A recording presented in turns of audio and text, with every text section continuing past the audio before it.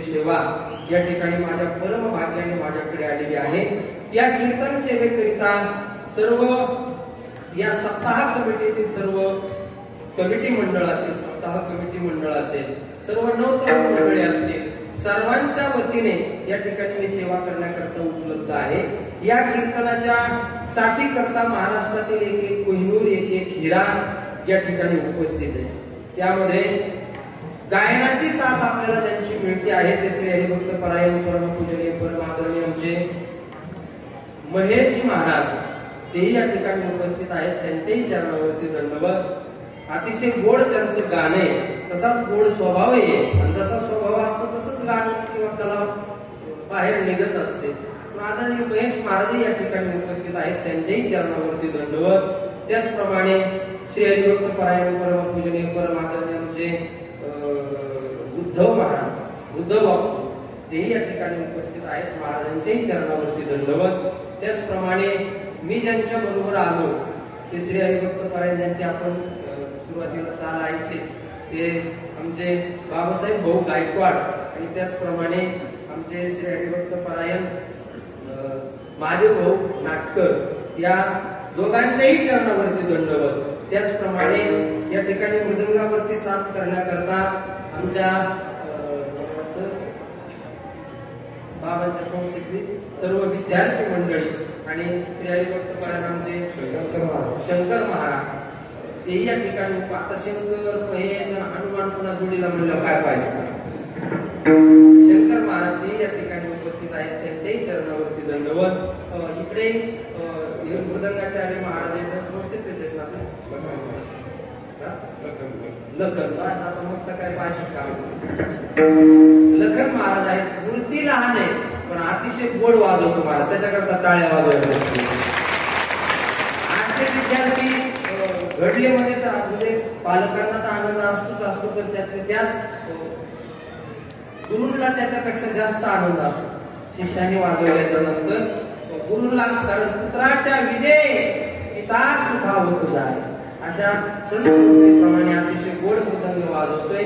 त्यांच्याच वारकरी शिक्षण संस्थेतली छोटी छोटी भविष्य काळातील कीर्तनकार, गायनाचार्य, रामायणाचार्य, शिवमहापुराण कथाकार आहे की नाही, सगळे भविष्यातील सर्व महाराज मंडळी या ठिकाणी छोटे छोटे बाल वारकरी या ठिकाणी उपस्थित आहेत। गावातील सर्व ज्येष्ठ श्रेष्ठ टाळकरी मंडळी ज्यांनी संपूर्ण आयुष्य आपलं परमात्म्याला समर्पित केलेलं आहे अशी ज्येष्ठ श्रेष्ठ टाळकरी मंडळी या ठिकाणी उपस्थित आहेत, त्यांच्याही चरणावरती दंडवत।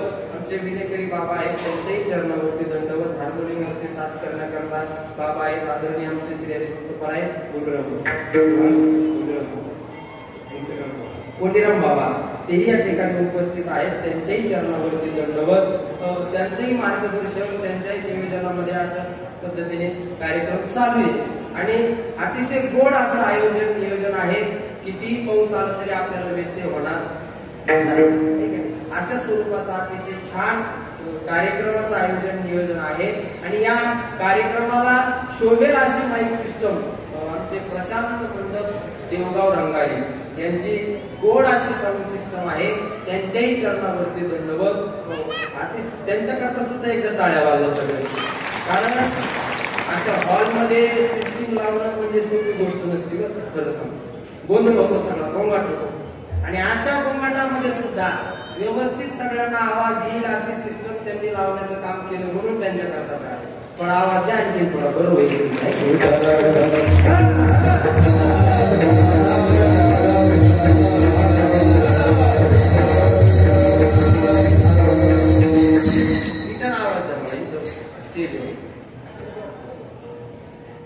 श्री संत सावता महाराजांच्या पुण्यतिथीच्या निमित्ताने आपण सर्वजण एकत्रित जमलेलो आहोत आणि त्यातले त्यात तुमचं अभिनंदन करायचं म्हणजे 7 ते 9 कीर्तनाची वेळ ही अतिशय चांगली वेळ आहे, त्याबद्दल तुमचं सर्वांचं अभिनंदन परत आहे 7 ते 9 कीर्तन केल्याबद्दल बरं, कारण सगळे एकदम ताजे तवाने असतात नाही का, जेवणाच्या निमित्ताने होईना पण अर्धे गर्दी करतात, त्याचा फायदा असतो नाही, जाऊ दे बाकीचं काही का असेल पण त्यांच्या कानावरती कीर्तन तर पडतं बाबा, जेवणाच्या निमित्ताने होईना पण आल्यानंतर त्याचं कीर्तन ऐकावं लागतं, त्याला पर्याय नाही आहे, कारण कीर्तन झाल्याशिवाय जेवण नाही,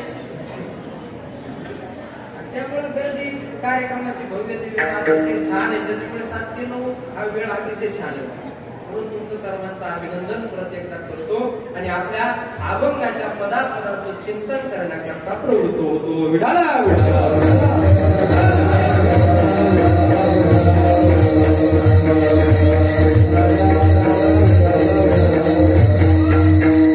नामदेव महाराजांचा सेवेकरता निवडलेला आहे. नामदेव महाराज संत शिरोमणी सावता महाराजांचं वर्णन या ठिकाणी करण्याकरता प्रवृत्त झालेले आहेत. एक संत दुसऱ्या संतांचं वर्णन करतात. हे वारकरी संप्रदायातल्या संतांचं मोठेपण आहे. विठाला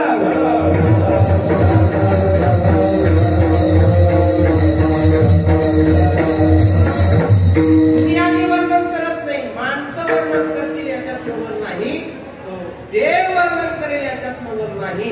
पण संतांचे संतांचं वर्णन करणं म्हणजे आजच्या काळामध्ये जर आपणही वर्णन करतो, व्यवहारामध्ये आपण सुद्धा एकमेकाचं वर्णन करतो. जर एखाद्याने एखाद्याला बिडी दिली, बरोबर देतात ना तुमच्याकडे, जे आज समाजाशी सत्य आहे, जे बिनाडी माणसं आहे, एखाद्याने एखाद्याला जर बिडी दिली तर तो त्याचं वर्णन करतो. आणि तू म्हणजे हरिश्चंद्राचा अवतार का? त्याला वेळेवर दिलेली असते ना, त्याच्या कल्पेच्या वेळेला दिलेली असते. म्हणून माणसं सुद्धा माणसाचं वर्णन करतात. पण हे वर्णन यथार्थ नाही, यथार्थ वर्णन नाहीये. मग ज्या वेळेला संत संतांचं वर्णन करतात किंवा संतांचं वर्णन करण्याकरता किंवा साधू संतांनी सांगितलं, जर या जगामध्ये वर्णन कुणाचं करायचं असेल तर ते फक्त देवाचं करायचं आणि देव म्हणजे संतांचं करायचं, दुसऱ्याचं वर्णन करायचं नाही.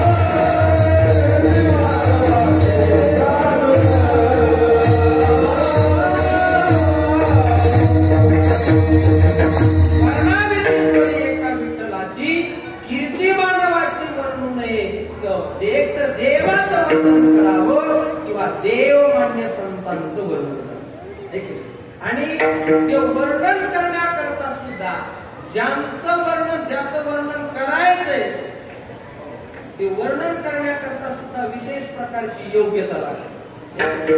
कोणी कोणाचं वर्णन करून जमत नाही. आपण व्यवहारामध्ये आमच्या माता भगिनी सुद्धा त्यांच्या जावयाचं खूप वर्णन करतात. व्यवहारामध्ये आपल्या जावयाचं खूप वर्णन करतात. जर गल्लीमध्ये बसले ना, असं कॉलनीमध्ये जर बसले ना, तर त्या म्हणतात, काय सांगतोय तुला, असा जावई मिळाला, 1 मिनिट सुद्धा गाडीतून खाली उतरत नाही, सारखा गाडी सारखा गाडी सारखा गाडी. मग ती दुसरी मैत्रीण तिला म्हणते, का ग तुझा जावई सारखा गाडीमध्ये तो खाली कधी उतरतो की नाही? ते म्हणते, अजिबात नाही, तो सारखा गाडी तिकडे गेले की तिकडं, तिकडे गेले की तिकडं, सारखं गाडीमध्ये फिरतात. मग ती म्हणली, तिची मैत्रीण म्हणली, का ग असं तुझा जावई नेमका करतो तरी काय? ती म्हणली, काही नाही, लाईनवरच्या ड्रायव्हर, गाडीवरती ड्रायव्हर. तर लाईनच्या गाडीवरती ड्रायव्हर असल्यावर त्याला इथून जर कर्नाटक गुजरातला जर माल पोहोचायचा असेल तर तो गाडी खाली उतरणच कशा, आणि उतरला तर माल पोहोचणच कसा. म्हणजे अशा पद्धतीने वर्णन करतात. दुसरी ती तरी काय मैत्रीण शांत बसली का? ती म्हणते, बाई तुझा जावई असायचा सारखं गाडी फिरतो, मला तर असं जावई मिळाला, आलं त्याला जीव घालतो, आलं त्याला जीव घालतो, आलं त्याला जीव घालतो, कोणाला चौपाशी जाऊ देत नाही, सगळ्यांना जीव घालतो. ती म्हणली, बाई तुझा असं जावई करतो तरी काय? काय नाही म्हणे, देवगाव रंगारीच्या हॉटेलवर, म्हणजे बस स्टँडवर त्याचं हॉटेलच खानावळच आहे. आहे का नाही असं वर्णन करतो आपण व्यवहारामध्ये, पण हे यथार्थ वर्णन नाही. पण संतांचं वर्णन जर आपल्याला करायचं असेल, संतांचं वर्णन करण्याकरता जर आपण प्रवृत्त झालो तर त्याच्याकरता विशिष्ट प्रकारची योग्यता लागते. करसी तरी देवा करी माझ्या सोबे, करसी तरी देवा करी माझ्या सोबे, करे देवा करे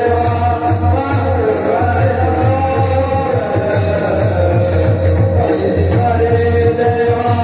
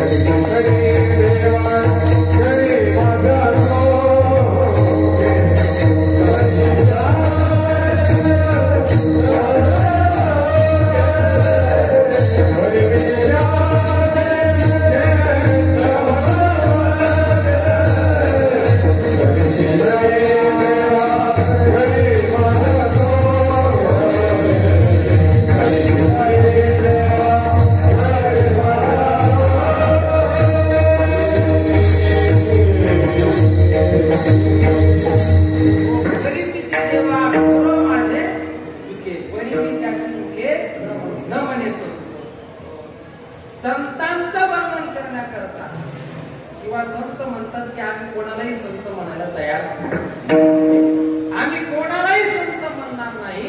मग संत कोणाला म्हणायचं तर जे आत्मज्ञानी चोखडी, संत जे माझे रूपडी, जे आत्मज्ञानाने चोख आहे, आत्मज्ञान त्यांना झालेले आणि जे जगाला आत्मज्ञान देऊ शकतात जे चोख असलेले संत आहेत त्यांनाच आम्ही संत म्हणणार, बाकीच्याला संत म्हणणार नाही.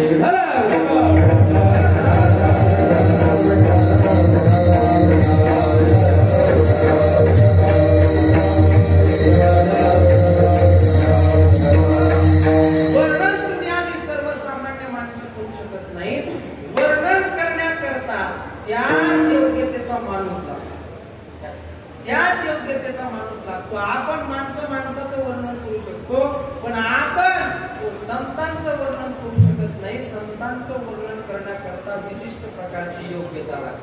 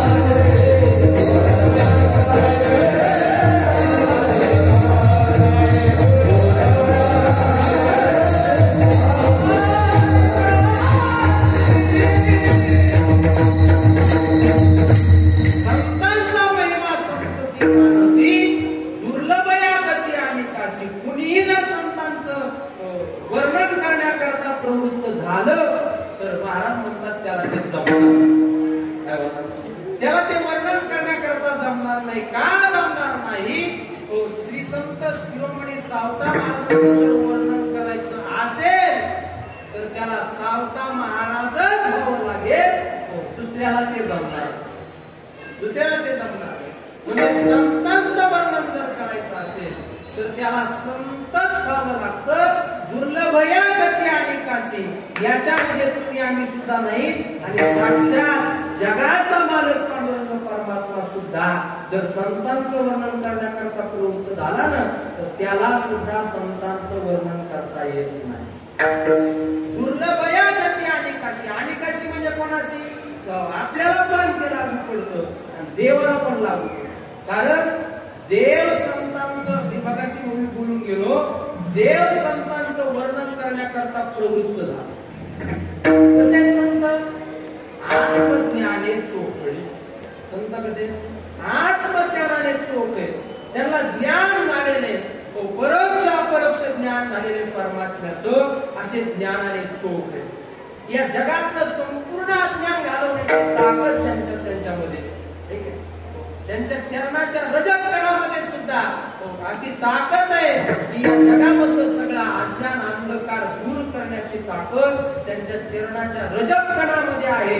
एवढे आत्मज्ञानाने चोख असलेले संत काय करतात?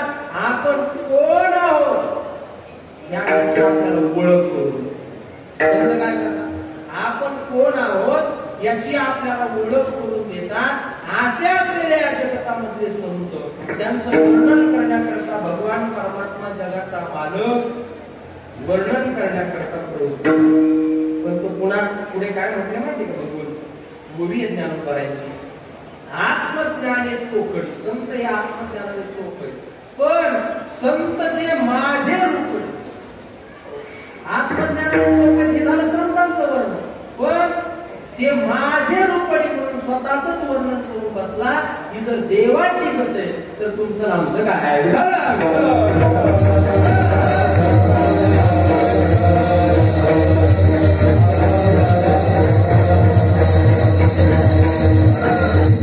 देवालाही दुर्लभ असलेली गोष्ट आहे.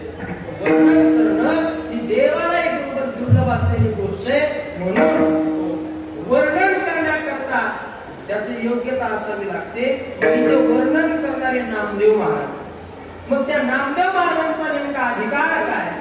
कोण? श्री संत नामदेव महाराज ज्यांची आज पुण्यतिथी आहे ते श्री संत नामदेव महाराज भगवान पांडुरंग परमात्म्याचे लाडके गडीबाळ असलेले भगवान परमात्मा ज्यांच्या हाताने नैवेद्य खातो त्या नामदेव महाराजाला विचारलं, महाराज तुम्ही सतत परमात्म्याच्या जवळ राहतात, सतत भगवंताच्या जवळ राहतात, भगवंत तुमच्याशी बोलतो, भगवंत तुमच्या बरोबर हसतो, भगवंत तुमच्या हाताने नैवेद्य खातो, तुम्ही सतत भगवंताच्या जवळ आहात, याचं नेमकं कारण काय? त्यावेळेला नामदेव महाराजांनी सांगितलं, बाबा देव मला क्षणाक्षणाला आमच्या बरोबर आहे ना.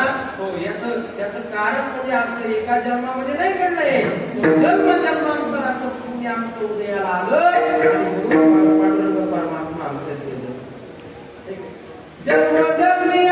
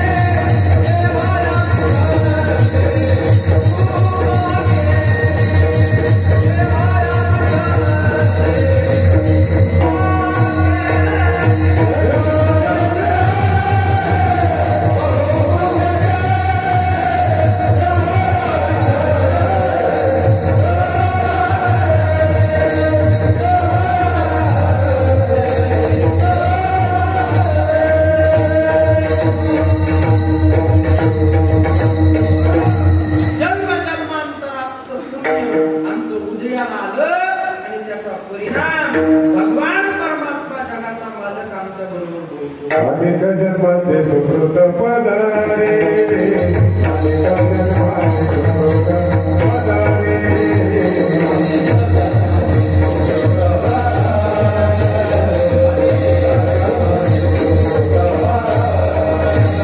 त्याच्यामुखे हरी पैसा होया, त्याच्यामुखे हरी पैसा होया, हरी मुखे गाला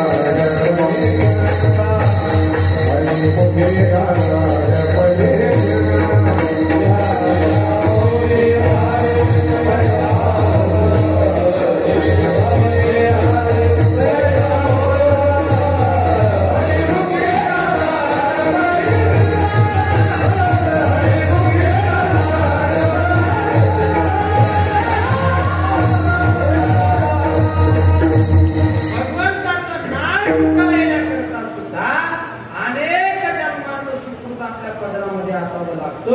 त्याशिवाय भगवंताचं नाम आणि भगवंताची भेट, भगवंताची संगती, भगवंताची बोलणं, भगवंत आपल्या हाताने खाणं, याच्याकरता जन्मोजन्मीची पुण्याही नामदेव महाराजांची हृदयाला आली. म्हणून तो जगाचा मालक आमच्या बरोबर बोलतो. आणि तुम्हाला एक गोष्ट सांगू, सगळे जे वारकरी संप्रदायातले संत मानलेले आहेत ना, अचानक जन्माला आले संत झाले असं नाही. प्रत्येक युगामध्ये हे सगळे संत देवाच्या बरोबर. जसे नामदेव महाराज देवाच्या बरोबर आहेत ना, चौरीचा नामा उभा कीर्तनी पाठीमागे डोळे झाकून उभी ती जणी. हो, जनाबाई महाराज सुद्धा, जसं नामदेव महाराजांचा अवतार आहे ना देवाच्या बरोबर, तसा जनाबाई महाराजांचा सुद्धा अवतार आहे, तसा सावता महाराजांचा सुद्धा अवतार आहे. तो सांगणारच मी पुढे, नाही का नाही. मग ते सगळे संत अचानक तुम्ही जन्माला आलं आणि संत झालं असं होत नसतं दादांनो. त्याला जन्म जन्मांतराची पुण्याई एकत्र यावी लागते आणि मग हरिभक्त जन्माला येत असतात.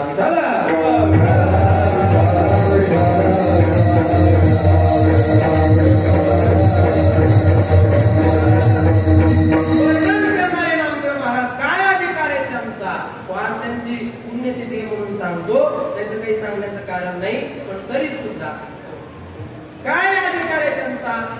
सावता महाराजांचं, संत शिरोमणी सावता महाराजांचं वर्णन करण्याकरता ते प्रवृत्त झाले. पण त्यांचा नेमका काय अधिकार? तर नामदेव महाराजांचा काय अधिकार आहे? छोटासा प्रसंग सांगतो म्हणजे तुम्हाला कळून जाईल. दिवाळीचा दिवस होता, दिवाळी. आणि नामदेव महाराजांच्या आईने नामदेव महाराजांना सांगितलं, नामा आज दिवाळीचा दिवस आहे, दिवाळीचं पहिलं स्नान आहे, तू एक काम कर, जगाच्या मालकाला तुझ्या देव तुझ्या बरोबर तुझ्या हाताने खातो ना, तुझ्याशी बोलतो ना, एक काम कर, देवाला आंघोळीला आपल्या घरी बोल. आणि मग नामदेव महाराज भगवान परमात्म्याच्या दरबारामध्ये रवळामध्ये गेले. आणि गेल्यानंतर नामदेव महाराजांनी देवाला सांगितलं, देवा आज दिवाळी आहे, त्याचं पहिलं स्नान आहे, तुला आईने घरी आंघोळ करण्याकरता बोलवलं. देव म्हटले, नामा यायला काही अडचण नाही, पण आता 4:30 वाजले. म्हणजे आता नाही वाजले, 4:30 वाजले म्हणजे पहाट झालीये. आता थोड्या वेळामध्ये बडवे येते. कोणी? बडवे म्हणजे ब्राह्मण येतील, पूजा करण्याकरता सगळे बडवे मंडळी येतील.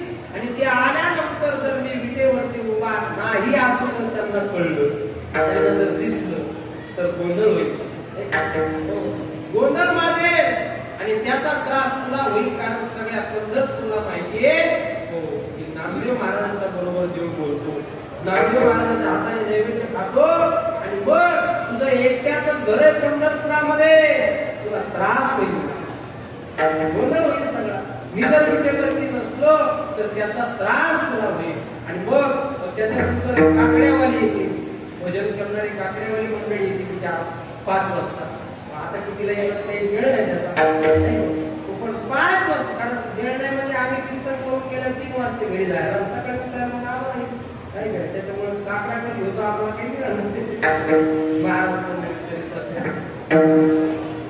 आणि मग 5 वाजता काकड्यावाले मंडळी येतील आणि मग ते सुद्धा भजन करतील. पण त्यांना जर मी नाही दिसलो तिथेवरती तर गोंधळ होईल ना. मग एक काम करतो का, मी तुझ्या घरी स्नान करण्याकरता, आंघोळ करण्याकरता जातो, पण मी स्नान करून येईपर्यंत तू एक काम कर, तू माझ्या जागेवर काय म्हणतो, तू माझ्या जागेवरती उभा राहा. आणि मी जसा उभा राहिलो ना, अगदी तसा कुंडीवरती हात ठेवून उभा राहा. माझा सेला तुझ्या अंगावरती टाकतो, मी स्नान करून येतो, तोपर्यंत तू माझ्यासारखं उभा राहा. पण ऐक ना मा, इथं उभा राहणं सोपं नाही. इथं उभा राहिल्याच्या नंतर बडवे येतील स्नान करण्याकरता, स्नान घालण्याकरता ब्राह्मण मंडळी येतील. आणि मग त्यांनी जर स्नान घालायला लागले, पाणी जर गरम जास्त झालं तर सहन करायचं अजिबात त्यांना म्हणायचं नाही, तर इसन टाका. तसं म्हणलं की वेळ पामणार आपला. त्याच्यामुळे काही बोलायचं नाही. गरम असो गार असो कसंही असो तरी ते सहन करावं लागेल, सहन करावं लागेल. त्याच्यानंतर धूप दीप नैवेद्य सगळं होईल आणि त्या नैवेद्यामध्ये तुझ्या तोंडाला आहे ना ते ब्राह्मण मंडळी लोण्याचा गोळा लावतील. कशाचा? लोण्याचा गोळा लावतील ना मा. पण आई तू लगेच जीभ बाहेर काढशील. अजिबात लोण्याचा गोळा खायचा नाही, नुसता पाहायचा. काय करायचं? नुसता पाहायचा. आणि मग एवढे सगळे नियम सांगितले आणि मग नामदेव महाराजाला देवाने जगाच्या मालकाने स्वतःच्या जागेवरती कमरेवरती हात ठेवून उभं केलं आणि जगाचा मालक नामदेव महाराजांच्या घरी स्नान करण्याकरता गेला. मला एवढंच सांगायचंय, जगाच्या मालकाने ज्यांना स्वतःच्या जागेवरती उभं करावं एवढा जर अधिकार कोणाचा असेल तर तो श्री संत नामदेव महाराजांचा.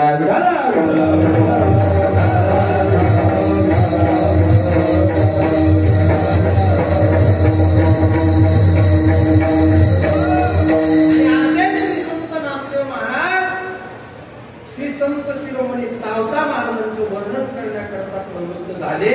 मग ते वर्णन करत असताना सावता महाराजांच्या विविध अंगाने सावता महाराजांच्या जीवन चरित्रावरती त्यांनी दृष्टिक्षेप टाकला आणि सगळ्यात अगोदर ज्या भूमीमध्ये ज्या गावामध्ये श्री संत सावता महाराज जन्माला आले त्या भूमीला पहिलं धन्यता दिली श्री संत नामदेव महाराजांनी अभंगाचं प्रथम धन्यता.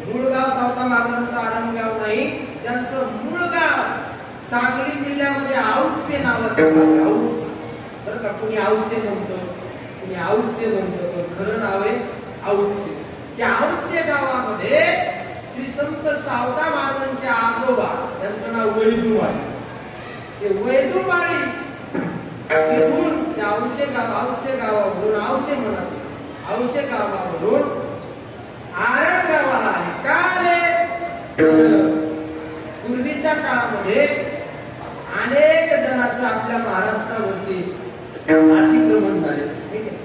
अनेक जणांनी आपल्या महाराष्ट्रावरती घाला घातलेला आहे.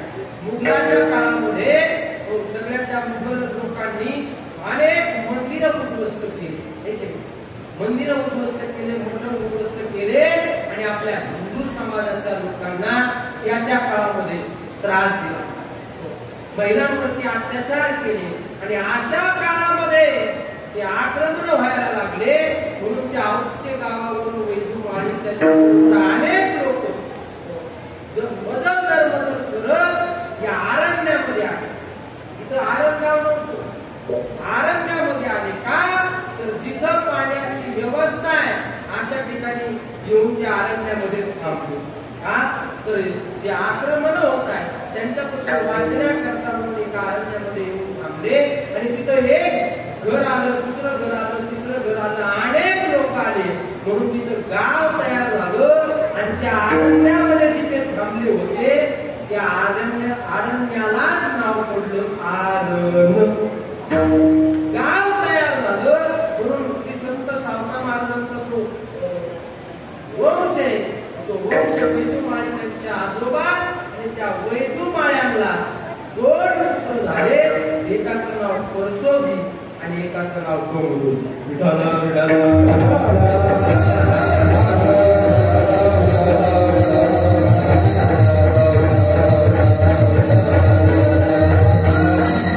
वैदुमाळी जे होते ना महाराज, ते वैदुमाळी प्रत्येक महिन्याला पांडुरंग परमात्म्याची वारी करायचे. प्रत्येक महिन्याला पांडुरंग परमात्म्याची वारी करायचे आणि न चुकता परमात्म्याचं भजन करायचे, कीर्तन करायचे आणि आपलं दैनंदिन जे काही काम आहे व्यवहारामधलं ते सगळंच सगळं काम करायचे. पण परमात्म्याची वारी चुकली म्हणजे आजोबापासून ही परंपरा आहे. काही काही लोक, काही महाराज मंडळी सुद्धा सांगतात की सावता महाराज पंढरपूरला कधी गेलेच नाही. 100% चुकीचे नारदाच्या गादीवरून सांगतो.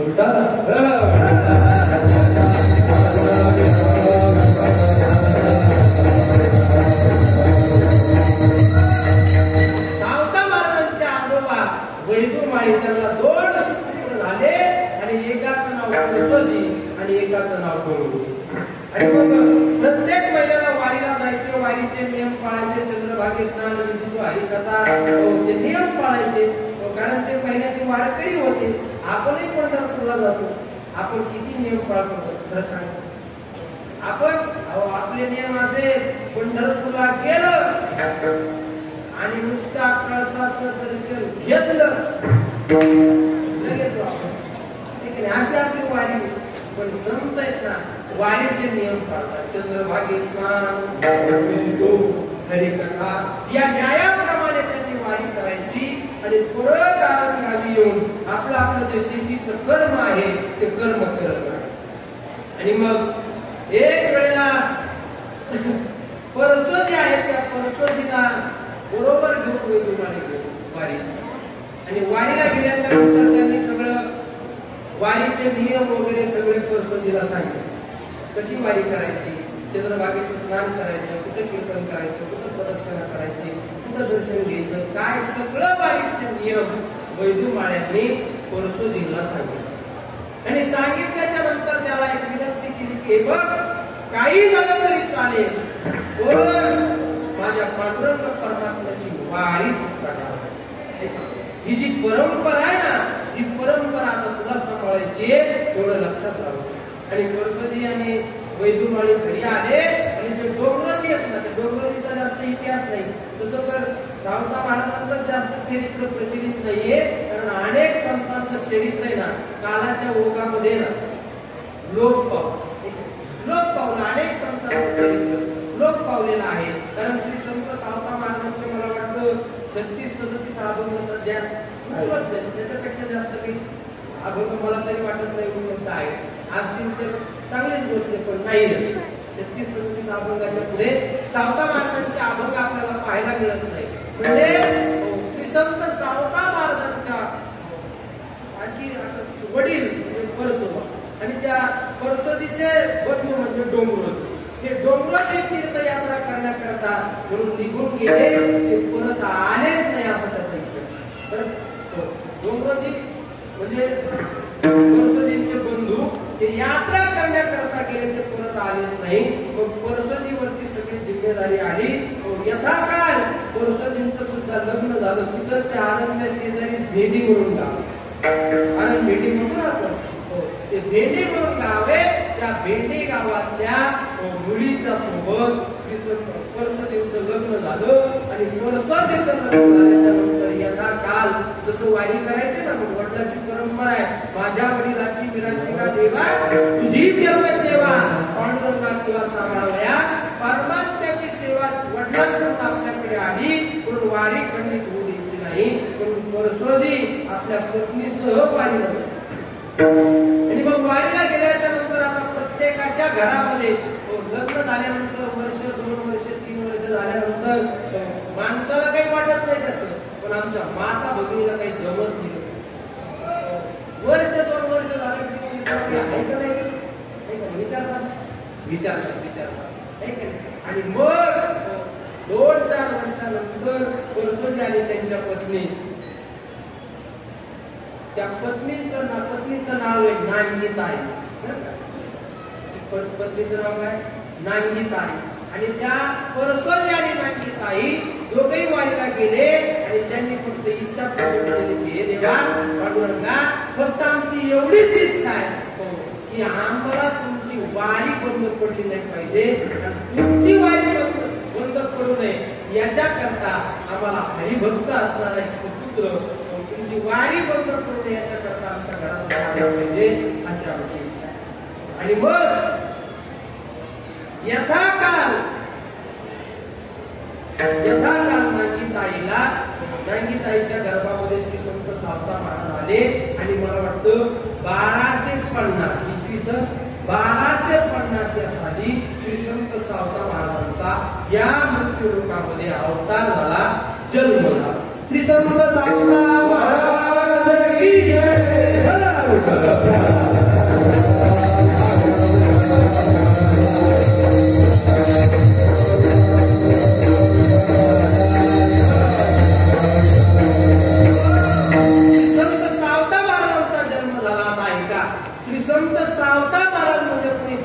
व्यक्ती नाही तर या संत मांदियाळीमध्ये सगळं ऐका बरं, लक्ष देऊन. तुम्हाला कधी कोणी सांगितलं नसेल असं चरित्र सांगण्याचा मी प्रयत्न करतो बरं का. म्हणजे मी काय उपसले शहाणा असंही काही नाही, पण जेवढं जमेल तेवढं बरं का. श्री संत सावता महाराज म्हणजे या संत मांदियाळीमध्ये जेवढे संत मांदियाळी आहे ना वारकरी संप्रदायातली, त्या सगळ्या संतांमध्ये जर ज्येष्ठ संत कोण असतील तर ते श्री संत सावता महाराज. सगळ्यात ज्येष्ठ संत, सगळ्यात ज्येष्ठ संत श्री संत सावता महाराज. याच्या एक मोठी गोष्ट मी तुम्हाला सांगतो, ऐकायला लक्ष देऊन ऐकलं तर तुम्हाला सावता महाराज कळतील बरं.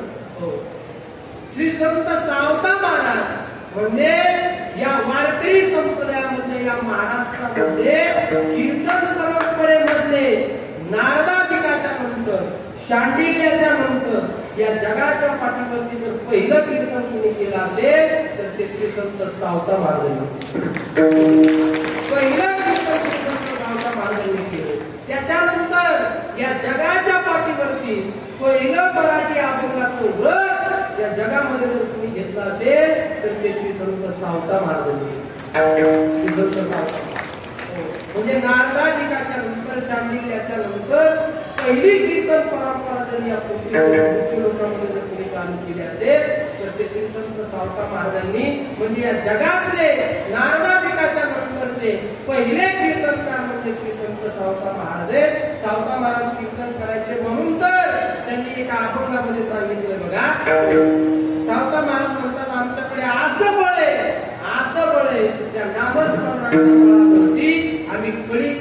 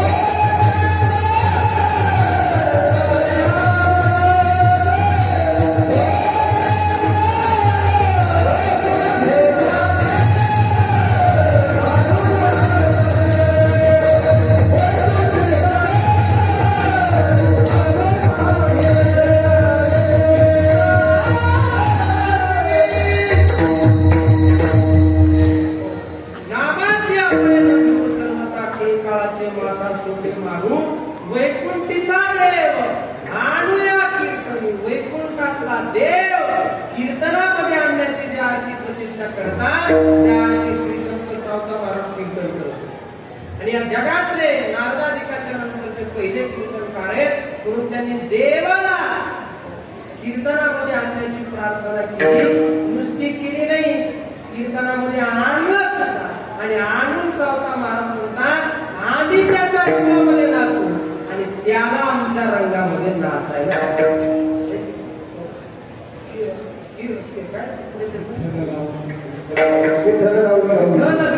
नाचू रंगी आहे त्या परमात्म्याचं नामस्मरण करू त्याच्या रंगामध्ये आम्ही नाचू. आणि एवढंच नाही, आम्ही पण त्याच्या रंगामध्ये नाचू त्याला सुद्धा आमच्या रंगामध्ये नाचायला लावू. आणि मग असं नामदेव संत सावता महाराज स्वतःच्या कीर्तनामध्ये जगाच्या मालकाला परमात्म्याला नाचायला लावत होते. म्हणून तर त्यांचं वर्णन करण्याकरता सुद्धा नामदेव महाराजांचे चरित्र बघा. नामदेव महाराज सुद्धा जेव्हा जेव्हा कीर्तन करायचे त्यावेळेला जगाचा मालक पांडुरंग परमात्मा धोतर पिढेपर्यंत नाचायचा.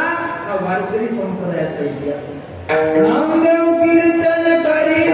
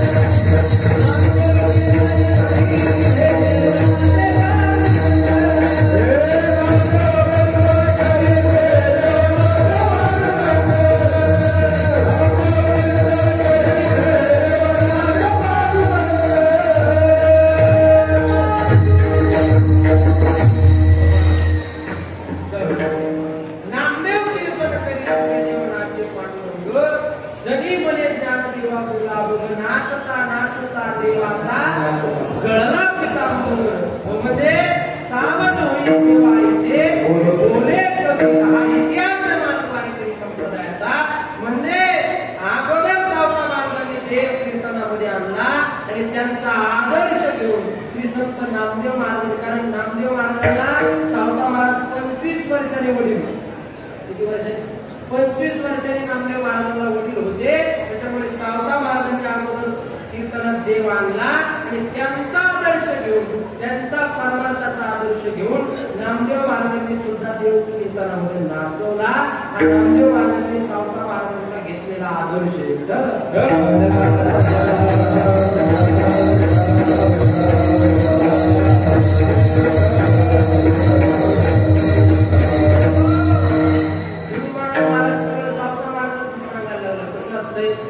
ज्याचं लग्न आहे त्यालाच घड्याळ बसवावं, बरोबर आहे. तर तुमच्याकडे अशी पद्धत आहे, एखाद्याचं लग्न असलं आणि त्याच्या घुसखोरीवाला एखादा माणूस आहे, तसं तर कुणी नाही, पण एखादा साधा शेतकरी घराण्यातला नवरदेव आणि त्याच्या लग्नाला जर आमदार खासदार आले म्हणून त्या नवरदेवाला बाजूला करून त्या आमदाराला बसत एक घड्याळ बसत आहे का? नाही. ज्या दिवशी ज्याचं लग्न आहे त्या दिवशी त्यांनाच घड्यावरती बसवला, तसाच हा प्रकार. म्हणजे त्यांची विशेष महती सांगायची, बाकीच्यांची थोडीशी त्यांना साईडला करायची. ज्या दिवशी त्यांची महती आहे, ज्या दिवशी त्यांचा दिवस आहे, त्या त्या पद्धतीने वर्णन करण्याची आपल्या संप्रदायामध्ये पद्धती आहे. मी काय सांगत होतो?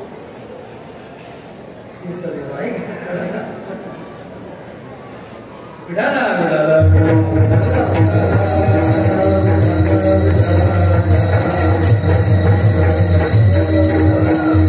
संत सावता महाराज म्हणजे या जगाच्या पाठीवरचे पहिले कीर्तनकार करते आणि या वारकरी संप्रदायाला प्रेमाचं जी प्रेमाची शिदोरी. ही प्रेमाची शिदोरी सुद्धा श्री संत सावता महाराजांच्याकडून मिळाली. बरं का?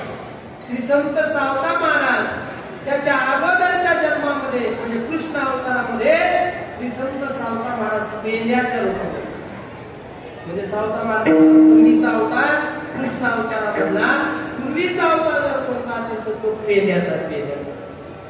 त्या पेंड्याचं कृष्ण परमात्म्यावरती किती प्रेम होतं हे काही आज सांगण्याची गोष्ट नाही. ती काल्याच्या कीर्तनामध्ये तुम्ही ऐकू काल्याच्या कीर्तनामध्ये तुम्ही ऐकू शकता किंवा महाराजांना म्हणा आम्हाला सांगा प्रेम आहे का पेंड्याचा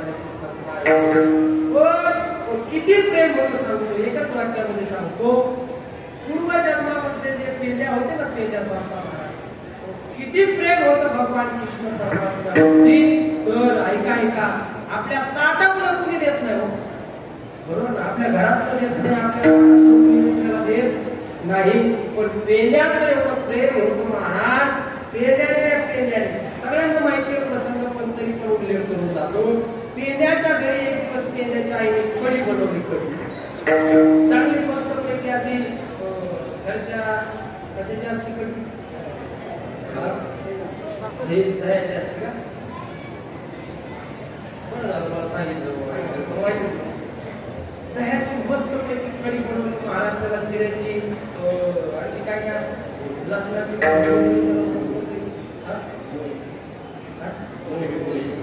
जिरे मोहऱ्याची फोडणी दिली. त्याच्यामध्ये कढीपत्ता टाकला. आणखी काय काय असतं कोथिंबीर वगैरे टाकली मस्त पैकी छान. आता काय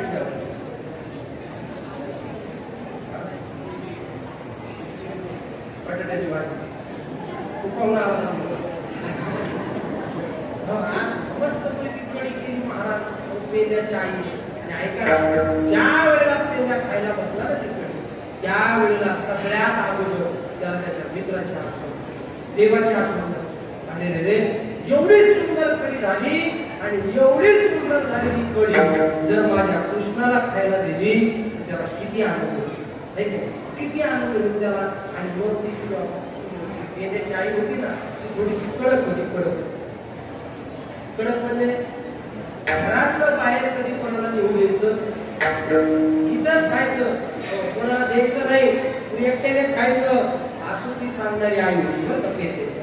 आणि मग ती म्हणते आपल्याला तर आपली आई निवडून देणार नाही आपण एक काम करू. त्या पेंड्याने काय केलं त्याचं जेवण केलं. कडे काय खायची ते खाल्ली आणि शेवटचा घास होता ना कढीचा तो तोंडातच धरला तसा गुळणी धरली आणि पळतच भगवान कृष्ण परमात्म्याकडे गेला. बघा किती प्रेम होतं.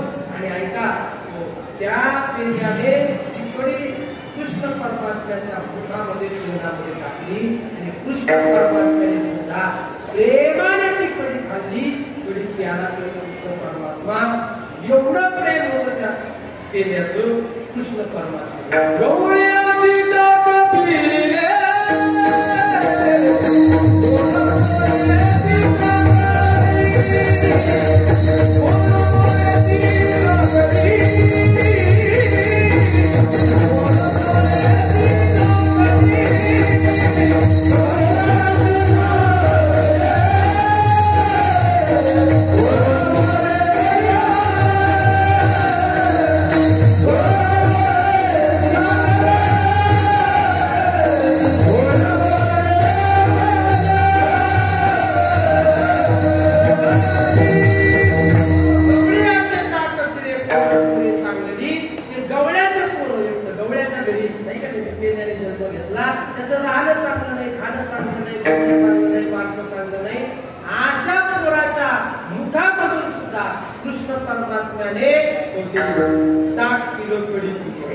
म्हणजे एवढं प्रेम त्या कृष्ण परमात्म्यावरती होतं पेंड्याचं.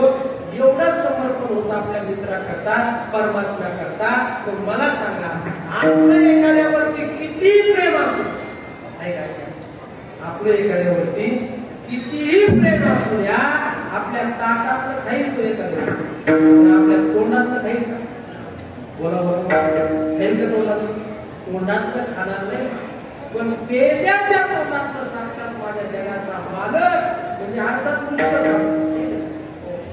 कृष्ण खातो एवढं प्रेम परमात्म्याच्या चरणावरती म्हणजे आपण सावता महाराजांचं समर्पण परमात्म्याच्या चरणावरती होतं. आता ऐका, त्याच्या या अगोदरच्या अवतारामध्ये म्हणजे राम अवतारामध्ये, त्रेतायुगामध्ये राम अवतारामध्ये श्री संत सावता महाराज म्हणजे साक्षात सीता मातेचे वडील म्हणजे जनक महाराजांचा अवतार. जनकाचा अवतार म्हणजे श्री संत सावता महाराजांचा अवतार. आणि या जनकाच्या अवतारामध्ये कृष्ण परमात्म्याच्या निर्गुण निराकार परब्रह्म परमात्म्याचं त्यांनी चिंतन केलं जनकाच्या. म्हणून जनकाला नुसतं जनक म्हणत नव्हते, राजा जनक म्हणत नव्हते, तर विदेही जनक बरोबर, विदेही जनक म्हणत होते. पण अशा विदेही अवस्थेमध्ये राजा जनकाने राज्य केलं म्हणजे त्या जनकाचा अवतार म्हणजे श्री संत सावता महाराजांचा अवतार.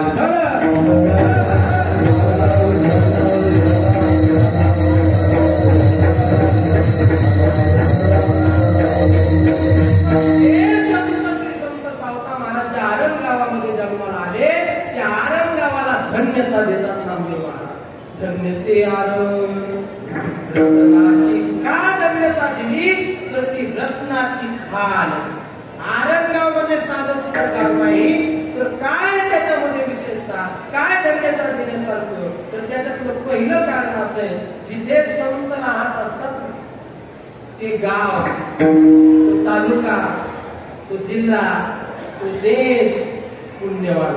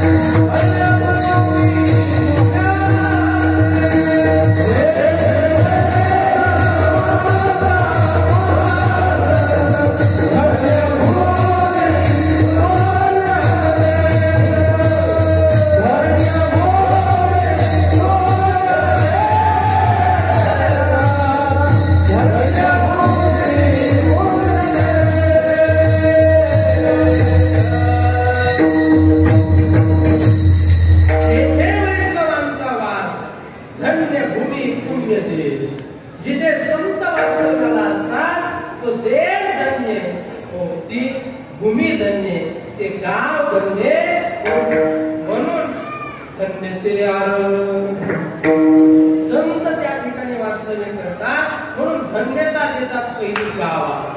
तो का धन्यता दिली, काय विशेष असं त्या गावामध्ये तर रत्नाची खान.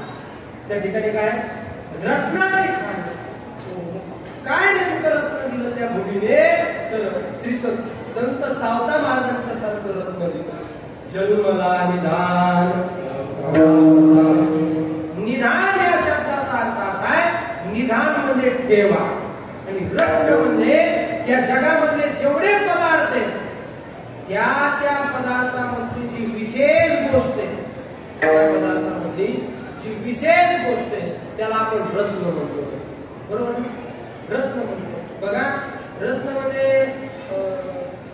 आपले पाचू मोती हे रत्न नाही. पण आपण समाजामध्ये जेवढे काही पदार्थ आहेत, जेवढे काही माणसं आहेत त्या त्या माणसामधला किंवा त्या त्या व्यक्तीमधला त्या त्या पदार्थामध्ये एखादी जर विशेष एक व्यक्ती असेल तर त्याला आपण रत्न म्हणतो. ठीक आहे. मग असं प्रत्येक क्षेत्रामधले रत्न. आता आपण माणसं आहेत, या माणसामध्ये सुद्धा जर एखाद्याने विशेष असं काही कार्य केलं, विशेष असं काही कर्तृत्व केलं तर आपण त्याला रत्न म्हणून त्याचा काय करतो, पुरस्कृत करतो. त्याला रत्न म्हणतो त्या त्या क्षेत्रात. मग आपण एखाद्या मृदंग क्षेत्रामध्ये चांगला मृदंग वाजवणारा असेल तर आपण त्याला मृदंग रत्न म्हणतो. गायन क्षेत्रामध्ये जर गायन करणारी मंडळी असतील तर आपण त्याला गायनात ते रत्न म्हणतो. कीर्तनाच्या क्षेत्रात एखादं चांगलं कीर्तन करणारे महाराज असतील तर आपण त्यांना कीर्तन रत्न या नावाने संबोधतो. तसं श्री संत सावता महाराज म्हणजे या जगताकरता, या महाराष्ट्राकरता येतो त्या भूमीने दिलेले रत्न. आणि जन्मला निधान सावता. निधान या शब्दाचा अर्थ असा आहे निधान म्हणजे ठेवा. सावता माणूस म्हणजे या महाराष्ट्राकरता ठेवा आहे, ठेवा. कोणता ठेवा आहे तर मला वाटतं गीतेच्या 16व्या अध्यायामध्ये 26 गुण सांगितले. अभयम सत्व संस्कृती ज्ञानमेव व्यवस्थित दानम दमचे यज्ञस्य स्वाध्यायस्य पार्जवम. हो, या ज्या आसुरी संपत्ती म्हणजे नवव्या अध्यायामध्ये ना, आसुरी संपत्ती 9व्या अध्यायामध्ये आणि 16व्या अध्यायामध्ये दैवी संपत्ती सांगितली. आणि या दैवी संपत्तीचे जे 26 गुण आहेत ना, या सगळ्या गुणाचा ठेवा म्हणजे श्री संत सावता महाराज.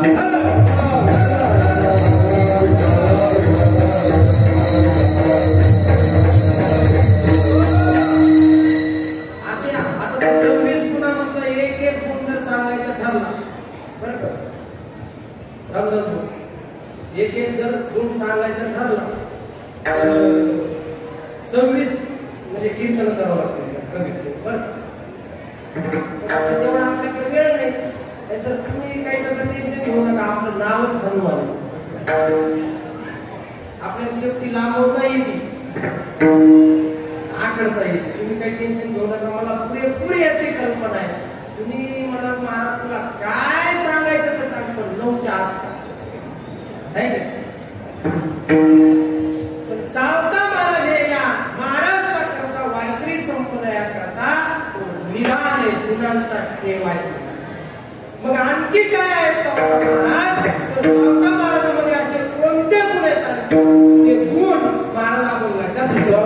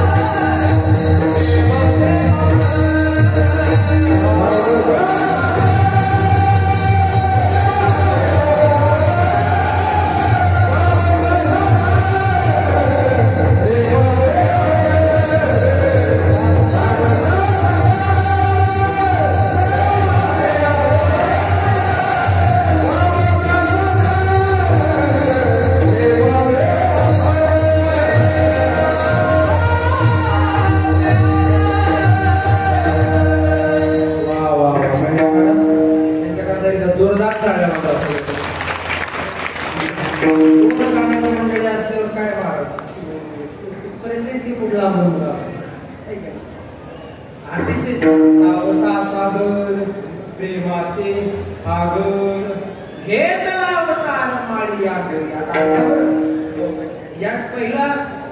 पहिल्या चरणामध्ये सांगितलं धन्य ते आलेला रतनाचे खान जन्मला निदान सावता.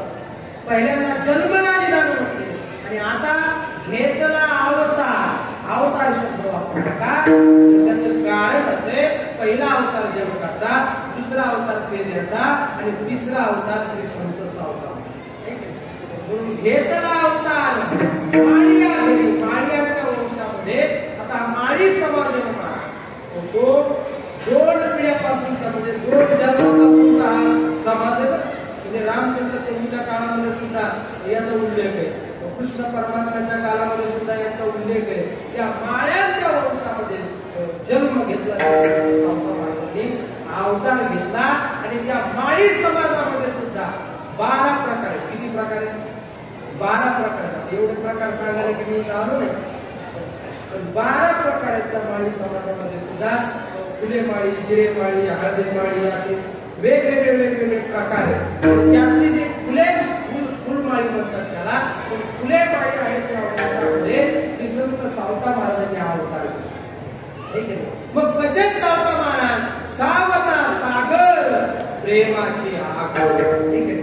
तो श्री संत सावता महाराज म्हणजे भक्तीचे सागर आहे, भक्तीचे सागर आहे आणि प्रेमाची आग आहे. सावता महाराजांची भक्ती एवढी मोठी आहे महाराज. किती मोठी भक्ती आहे सांगू तुम्हाला. श्री संत सावता महाराज भगवान परमात्म्याची अशी भक्ती करायची, अशी भक्ती करायचे. पण सावता महाराजांनी कर्मयोग या जगाला शिकवलं. नुसती परमात्म्याची भक्ती शिकवली नाही तर आपला कर्मच कसं आपलं देव म्हणू शकतं किंवा कर्मच आपलं भक्तीमध्ये कसं प्रकट होऊ शकतं, या कर्माचा सिद्धांत देणारे म्हणजे श्री संत सावता महाराज. कर्माचा सिद्धांत या जगाला दिला. नुसती भक्ती शिकवली नाही. पण तुम्हाला एक गोष्ट सांगू, कर्म आणि भक्ती याच्यामध्ये विशेष असं काही अंतर नाहीये, फक्त थोडासा अंतर आहे, भावनेचा अंतर आहे. भावनेचा अंतर आणि भावनेमध्ये बदल केला की आपलं कर्म भक्तीमध्ये कन्वर्ट व्हायला काही वेळ लागत नाही. आणि त्या कर्मजन्य भक्तीचे जनक आहेत श्री संत सावता.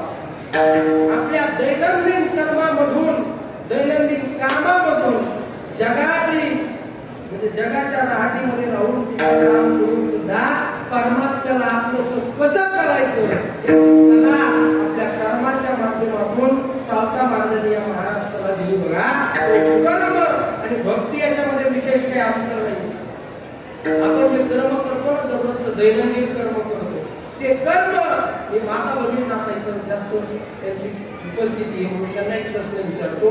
तुम्ही स्वयंपाक करता नाही घेतली? स्वयंपाक आता नाही, आता तर जेवायला आहे का? एरवी स्वयंपाक करताना घरी सगळे हवा पिऊन जात नाही ना. तुम्ही जो स्वयंपाक करताना घरी, तो स्वयंपाक करत असताना तुम्ही जी भाकरी करता ना घरी, ती भाकरी करत असताना जर तुम्ही असं तुमच्या मनामध्ये असेल की मी जी भाकरी करते ना, ती मी भाकरी माझ्या करता करते, असं जर तुमच्या अंतःकरणामध्ये भाव असेल तर समजून चला तुम्ही पाप करता. तुम्ही म्हणाला काय भाकरी बंद करतो काय भाव? तुम्ही जर स्वतः करता ही भाकरी करत असाल, अंतःकरणामध्ये असा भाव असेल की ही जी भाकरी करते मी माझ्या करता करते, असा जर भाव असेल तर समजून चला तुम्ही पाप करताय.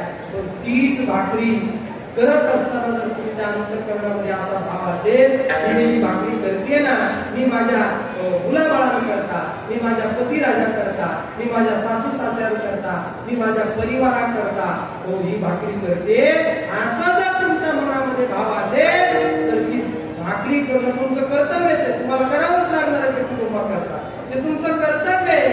पण तीच भाकरी करताना जर अंतःकरणामध्ये एवढा भाव असेल की ही मी जी भाकरी करते ना, ते मी माझ्या करता नाही करत, मी माझ्या कुटुंबाकरता नाही करत, तर मी माझ्या परमात्म्याकरता ही भाकरी करते, असा जर अंतःकरणात भाव असेल तर तुमचा भाकरी करणंच परमार्थ आहे. वेगळा परमार्थ करण्याची गरज नाही. भाकरी करणं तुमचा परमार्थ आहे. सावता महाराजांनी काय केलं? शेतीबद्दलचे जे काही कारण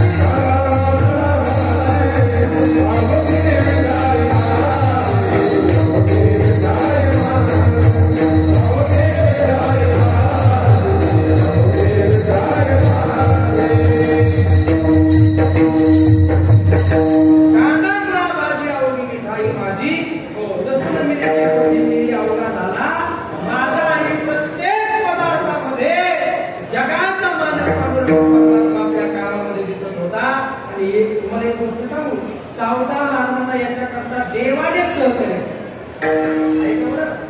सावता महाराजांना याच्याकरता देवाने सहकार्य केलं म्हणून आपल्याला जर एखाद्याने विचारलं ना सावता महाराजांचे गुरु कोण तर साक्षात जगाचा मालक श्री संत सावता महाराजांचे गुरु दाखवलची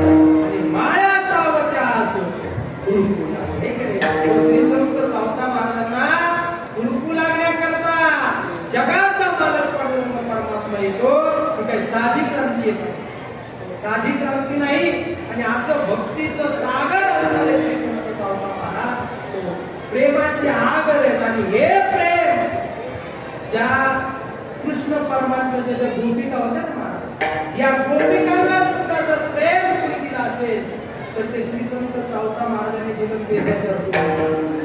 वेद्याच्या स्वरूपात वेद्याकडून या गोकुळातल्या गौरवला प्रेम मिळालं, म्हणून सावता सागर प्रेमाची आग, प्रेमाची आगर आहे, ठेव आहे. आणि म्हणून घेतला अवतार माळी या घरी, माळी यांच्या वंशामध्ये श्री संत सावता महाराजांनी अवतार घेतला आणि असं अलौकिक व्यक्तिमत्व, कर्माचा सिद्धांत या जगाला देणारे व्यक्तिमत्व, त्या जगतामध्ये ज्या आई वडिलांनी जन्म घातलं त्या आई वडिलाला सुद्धा धन्यता श्री संत सावता महाराज देतात. धन्याची माता, धन्यतेचा पिता, साठविला दाता, जयलोक्याचा. तो कशा करता आई वडिलांना धन्यता दिली? तो मान जे माणसं असतात ना त्यांना तर धन्यता देतातच देतात. आपण या हिता धन्य माता पिता दयाची त्यांच्या आई वडिलांना सुद्धा धन्यता दिली. आणि तो जगाचा मालक पांडुरंग परमात्मा आमच्या सावता महाराजांनी तो हृदयामध्ये साठवला. जसा त्यांनी साठवला, आपल्याला साठवता तर येत नाही पण निदान आठवता तरी येतो, आठवता तरी येतो. म्हणून एकदा मोठ्या प्रेमाने पांडुरंग परमात्म्याचा भजन करायचं. सगळ्यांनी हात वरती करा. ज्यांना ज्यांना हात दिलेत ना देवाने त्या प्रत्येकाने हात वरती करा. वार्ड क्रमांक 1, वार्ड क्रमांक 2 तिकडे बसलेले, पलीकडे मध्ये बसलेले, घरावरती हात. हो साधू संत, घरावरती हात. तुम्ही कीर्तनात नाही का? हात नाही का दिले देवाने तुम्हाला? हात वरती करा. तिकडे तरुण मंडळ, लहान मंडळ, घरावरती हात. तुम्ही जोपर्यंत हात तोपर्यंत भजन नाही